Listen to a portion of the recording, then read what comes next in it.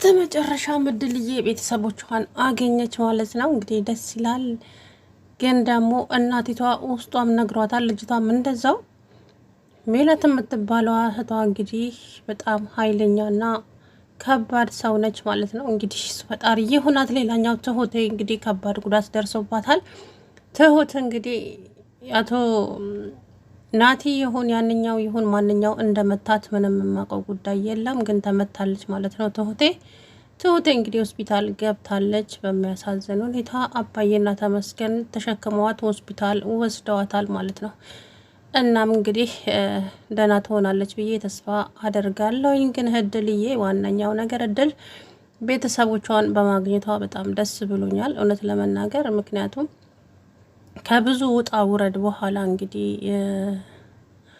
አክስቲቱ ግን በጣም መጥፎ ናት። እቺ አክስት ማለት እንግዲህ ሞታለች ብላ ለሴትዮዋ ሄዳ የተናገረች ሰው ናት።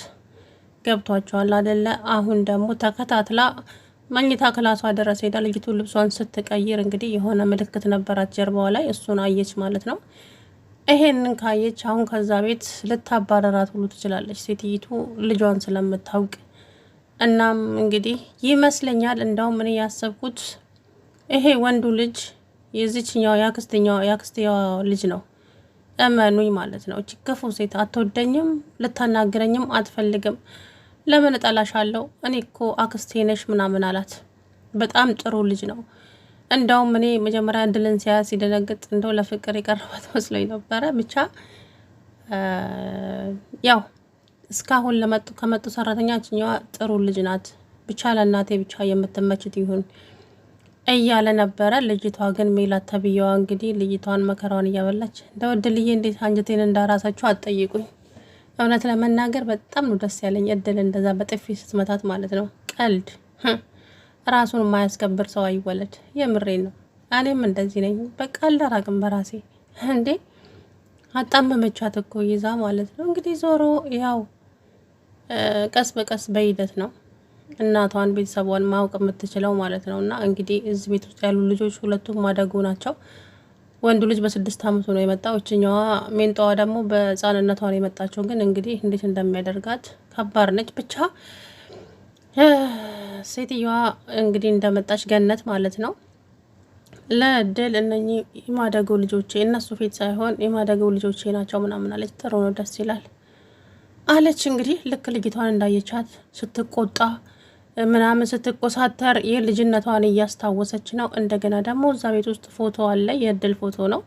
እድልዬ እሱን ስታየው ደንግጣለች። እቺ ማናት? ልጄ ናት ሞታለች ስትል እድል ደንግጥ ነው ያለችው ማለት ነው። እና እች ልጅ ግን እማዬ ሳያት ዝም ብዬ ሳያት ሜላትን ትመስላለች ሲል በጣም ነው የደነገጠችው ማለት ነው።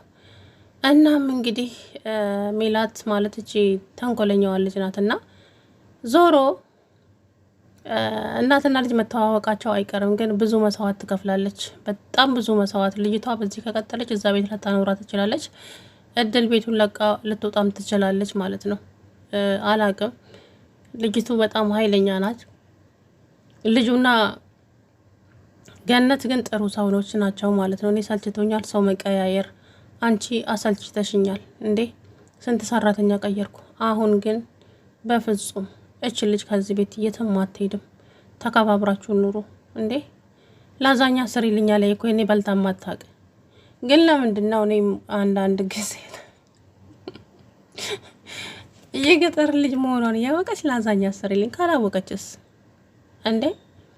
በቃ የሆነች አለ አይደለች። ምን ልበላችሁ ብቻ ሴትዮዋ ሀብታም ናት። እኔ ሁሌ አንቺን መጠየቅ አለብኝ እንዴ? ለምንድን ነው ገንዘብ የማታስገቢልኝ? ገንዘቤን አስገቢልኝ አላልኩሽም እንዴ?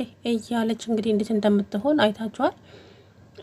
አስገባልሻለሁ፣ ግን ሜላትን ምከሪያት እባክሽ። ልጅቷን ምንም አትበላት። ልጅቷ አንቺ ለሰራተኛ ከመቼ ወዲህ ነው መሮኛል ሰራተኛ መቀየር እንዴ? በሷ ምክንያት ነው ሰራተኛ ስንት ሰራተኛ ይቀየርኩትኝ። በቃ እኔ ከዚህ በኋላ ሁሉም ነገር ሰልችቶኛል አለቻት እህቷን ማለት ነው። እንግዲህ ሜላት ናት ደውላ የጠራቻት። አቀራረቧ እኮ እንዳሰሪና እንደ ሰራተኛ ሳይሆን እናትና ልጅ ነው የሚመስሉት እንዴ። ጭራሽ እኮ እንዴት እንደሆነችብኝ አክስቴ እባክሽ ቶሎ ድረሽልኝ እያለች እንግዲህ ደወለችላት ማለት ነው። ከዛ በኋላ ነው መጣች። እሷም ስትበር መጣች። ቤተሰቦች ሴት ናቸው። ቤተሰቦቼ ማወቅ እፈልጋለሁ። አይ ከናዝሬት ወጣ። ምን አለች? ምን ነው ማወቅ አስፈላጊው? አይ ማወቅ ችግር የለውም። እሺ በቃ ስትላት እሷም ወታይለች ስንት ሰው አለ እናታችሁ አለች እና እሷ ስራዋን ቀጠለች ማለት ነው። እንግዲህ ልጅቷ በዚሁ ከቀጠለች በጣም ከባድ ሰው ናት ማለት ነው። እቺ ሜላት ተብያ አላቅም። እድልም እንግዲህ ኃይለኛ ናት። በክብሯ የማትደራደር ሰው ናት። የእውነቴን እኮ ነው። ክብር ይበልጣል ከምንም በላይ። ሰውን ስታከብሩ ትከበራላችሁ። ግን ሰውን ሳታከብሩ ለመከበር የሚጠብቁ ሰዎች በጣም በጣም ብዙዎች አሉ። የምሬ ነው ማለት እነሱ ሰውን ሳያከብሩ ከሰዎች ክብር የሚጠብቁ ሰዎች አሉ። ያ ደግሞ በጣም የተሳሳተ ነው። የእውነቴን ነው የምላችሁ በጣም ምክንያቱም ሰዎችን ስታከብሩ ነው መከበርን የምትፈልጉት እንጂ እናንተ ሰውን ሳታከብሩ እንዴት ነው ከሰዎች ክብርን የምትጠብቁት? እንደ ጉድ እኮ ነው ጋይስ። ለማንኛውም እንግዲህ እድልዬ ይዛ ገብታለች። እናቴ ናፍቃኛለች እያለች እንግዲህ እያለቀሰች ነበረ ማለት ነው። ምክንያቱም እንግዲህ አባዬ ሚስት ማለቷ ነው። እሷ ናት እንግዲህ ያኔ ያሳደገቻት፣ ግን ሞታለች ብላ እንግዲህ ያው እውነቱ ይዘገያል እንጂ መውጣቱ አይቀርም። አሁን ተመስገን የራሱን ፕሮሰስ ከጨረሰ በኋላ ተመስገን ነው እናትና ልጅን የሚያስተዋውቀው። እመኑኝ ተመስገንም አባዬም ከእድል ጎን ቆመው እናትና ልጅን ያገኛል። ትሁቴም ሳትቀር መጀመሪያ እስቲ ደህና ትሆንና ትሁት ግን ያው እንግዲህ ጉዳት ሳይደርስባት አይቀርም። እንዳየሁት ከሆነ ትላንትና ሳይጎዳት አይቀርም። ያ ናቲ ይሁን እኔ ማንኛው እንደሆነ የማውቀው ጉዳይ የለም ማለት ነው። ግን ዞሮ እንግዲህ ከዚህ በኋላ እሷም ስራዋን ትሰራለች። ግን ወንዱ ልጅ ከዚህ በኋላ እችን ልጅ ከዚህ ቤት የምታወጫት ከሆነ ጸብሽ ከማዬ ጋር ሳይሆን ከኔ ጋር ነው። በቃ እማዬ ሰው ያስፈልጋታል። አንቺ ደግሞ ስራ አትወጂም። የፈሰሰ ውሃ እንኳ ቀና ማድረግ አትወጂ። ስለዚህ እማዬ ሰው ያስፈልጋታል። ታይ በቃ አትረብሺ ወዲያ ወዲህ እየዞርሽ። ከዛ በኋላ አንተ እንደማይ ከሆነ ፎንቃ ገብቶልሃል መሰለኝ። ስነ ስርዓት ያዢ። ለምትናገራቸው ለእያንዳንዱ ነገር ጥንቃቄ ያድርጊ መክሊት፣ አለበለዛ ተናግሬያለሁ አላት። ከዛ እየተቆጣኸኝ ነው እንደ ወንድሜ? እየነገርኩሽ ነው፣ እውነቴን ነው ተናግሬያለሁ ሲላት እንግዲህ በጣም ተናደደች። ሁላችሁም ለዚች ለተራ ሰራተኛ ብላችሁ በጥፊ መታችኝ እኮ አነቀችኝ እኮ። ደግ አደረገችሽ። ስታከብሪ ነው የምትከበሪው። አንቺ ሳታከብሪ ክብርን ትጠብቂያለሽ እንዴ አላት ወንድሟ። እንግዲህ ሁላችሁ ምንድን ነው ያስነካቻችሁ? ሰራተኛ ለአንድ ተራ ሰራተኛ ብላችሁ ነው እኔን እንደዚህ የምትናገሩት ስትል እንግዲህ እሷማ ሁኔታዋ ምን ነበረ? ለማጣላት ነበር። ለምን በቃ የልጅቷን ልብስ ይዛ መጣች፣ ቤት ወለወለችበት ጎንበስ ብላ።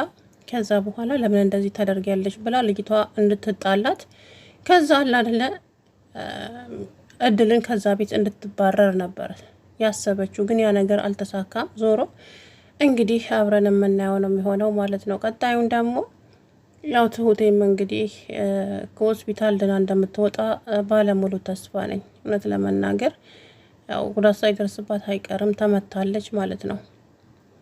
እናም እድልዬ እንግዲህ እድል ለምንድን ነው የመታሻት ስትላት፣ ማሚዬ ይቅርታ በልብሴ ቤቱን ስትወለውል አይቻት ነው። ከዛ የእድልን መናደድ የእድልን አፏን ወዲያ ወዲህ ማድረጓን አየ ማለት ነው።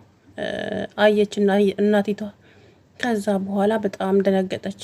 ማለት ልጅቷ ስትናደድ በሕፃንነቷ እንዲህ ነበር የምታደርገው። አሁን ያ ነገር ተገለጸላት። ስለዚህ እንግዲህ ልጇን በቅርብ ቀን ታውቃለች በሉ። እናም ያው መገናኘታቸው የማይቀር ነው። በቅርቡ እናትና ልጅ ዞሮ ይገናኛሉ። ጊዜ ቢፈጅም እሱ የማይቀር ነገር ነው ማለት ነው። ግን ልጅቷ በዚህ አይን ምንም የምትቻል ሰው አይደለችም። ልጅቷ ስርዓት መያዝ አለባት። እቺ አክስት የተባለችው ደግሞ እየመጣች የምትረብሻቸው ከሆነ መቼም ተስማምቶ ሊኖሩ አይችልም። አክስቲቱንም ወደዛ ልጁ ግን እንዳየሁት ከሆነ አክስትየዋን አይወዳትም፣ አትወደኝም፣ ልታናገረኝም ፍቃደኛ አይደለህም እያለች እንግዲህ ስትዘባነን ነበረ ማለት ነውና እንግዲህ ዞሮ ደግሞ አብረን የምናየው ነው የሚሆነው። ከዚህ በኋላ እንግዲህ እድልዬ ቤተሰቦቿን ስላገኘች ደስ ብሎኛል። ትሁትዬም ደግሞ እንግዲህ ደህና ሆና እንደምትመጣ ባለሙሉ ተስፋ ነኝ። ምክንያቱም ትድናለች። ያው ጉዳት እንደደረሰባት ትናንትና ሁላችንም አይተናል።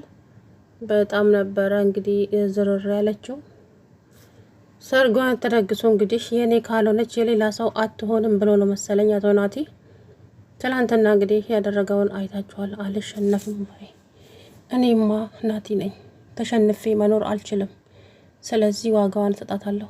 አሁን ስልክ እንለዋወጥና እኔ እናንተ እንጠብቃታለን። ከዛ በኋላ ዋጋዋን ታገኛለች እያለ ነበር ማለት ነውና እንግዲህ ከዚህ በኋላ ምን እንደሚፈጠር ደግሞ አብረን የምናየው ነው የሚሆነው።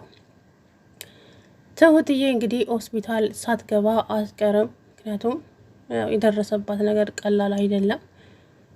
ከዚህ በፊትም እንደዚሁ አድርገዋታል። ናቲ እንግዲህ ትላንትና እሷም ስትሰድበው ነበረ።